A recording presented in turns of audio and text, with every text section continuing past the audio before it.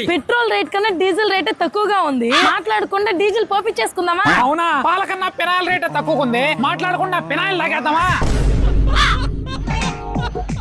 వచ్చినారా? ఈ దారం మీకోసమే తెప్పించాను. ఈ దారం కానీ కట్టుకుంటూ చేయాలి పోతాలు ఏమి రా అమ్మిడికి. నా పిల్లలు లేకుండా ఒక్కరోజు కూడా బతకలేనమ్మో. నాకు కూడా కొంచెం పెట్టండి. సర్లే, నోరు తెరు. కొంచెం నోరు పెద్దగా తెరివే. నా నోరు ఇంతేనండి. ఈ రోజు మా అమ్మ ఏమన్నా అనిందా?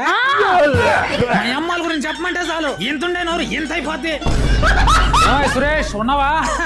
హౌస్ ఓనర్ ఒకడు రెంట్ డేట్ వస్తే చాలు డోర్ టికెట్ నిద్రపోతుంటాడు. రెంటా? ఏమయ్యా, ఇల్లు రెంట్ తీసుకునేటప్పుడు ఏమో మేము మంచోళ్ళం, రెంట్ అడగడానికి వస్తే మాత్రం దెయ్యాలా కనిపిస్తాం కదా మీకు.